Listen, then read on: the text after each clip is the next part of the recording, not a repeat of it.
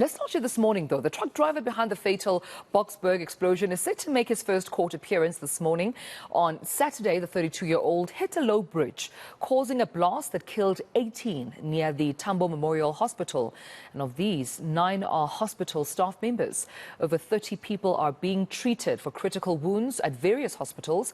And our reporter Heidi Giokos is standing by at the Boksburg Magistrate's court and, of course, is about to give us that live update. Heidi, good morning to you. And I mean, when it comes to that court appearance by the truck driver, I understand the 32-year-old is expected in court today.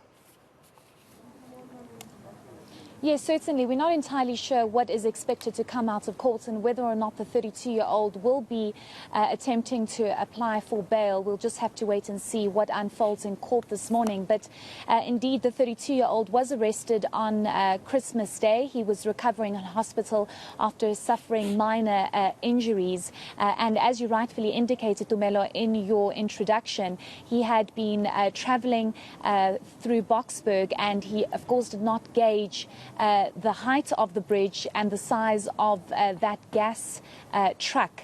And unfortunately, it did not fit through that bridge and caused a massive explosion. 18 people have been confirmed dead, 9 of them being staff members, 8 nurses from the hospital nearby, and 1 being a driver. I think what's also very tragic here is that one family has lost 4 children in this horrific explosion. It just shows you the seriousness and the extent of that explosion and what actually happened in that area. But I must just also highlight that we understand that the 32-year-old is facing charges of multiple counts of culpable homicide and also negligence and malicious damage to property. We'll perhaps get a further account of what really happened, because according to some reports, it seems as though the 32-year-old did attempt to notify the area and the community in that area that this is a dangerous and volatile situation and people need to move away from the truck. Of course, nobody really knew how serious that explosion would be, but he did attempt to notify. He also attempted to notify the company that he works for that this is what's happened and perhaps this is going to get rather serious. People need to evacuate the area. But of course, with these kinds of things, it's an explosion. Nobody really knows. It's literally a ticking time bomb. So that's, of course, what happened. And it was very difficult for people to evacuate the area. And that's possibly why the hospital was mostly severely impacted. So perhaps we'll get a further account as to what really happened on that day and how he possibly attempted or not attempted to notify and get everybody away from that area. Yeah. And also, Heidi, I've been speaking to, some of the family members who've lost their loved ones, some of the eyewitnesses saying they can still smell, the gas, I suppose, even, the burning and the gas from, what happened tragically. They still have nightmares from seeing, their loved ones, their neighbors, community members, of course, screaming for help. That just paints a picture of how destructive, indeed, this incident was. But also we understand there's been a huge damage to not only infrastructure, but also that hospital, the Tambo Memorial Hospital, where 9 staff members died. We understand that the hospital also facing a lot of damage there.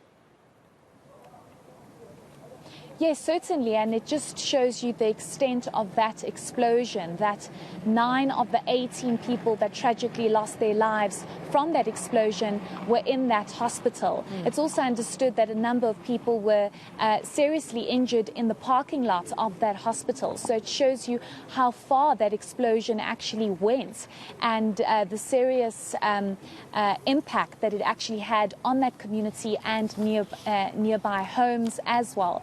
I think what's also important to highlight here, Tumelo, is the fact that many people in the area, while they might not have been impacted and they were lucky not to be injured or affected by that explosion, many said that it almost felt as an earthquake. That's how massive that explosion actually was. So it just shows you how big and huge this explosion actually was. I have been seeing some reports where people are saying that they can still smell the gas. They're still having nightmares about what happened, because even if you see some of the footage, it's horrific. It's something that comes out of a horror movie when you look at what truly happened on that day. So, of course, very unfortunate. Many people are grieving, and I must also just highlight that the Gauteng Health Department has issued a notice to say that families that have been affected by this tragic explosion can go to the Germiston mortuary to identify their loved ones if they did lose loved ones during this explosion. So that's also going to be more added trauma in this particular matter, because I imagine needing to identify your loved ones. Nurses lost their lives.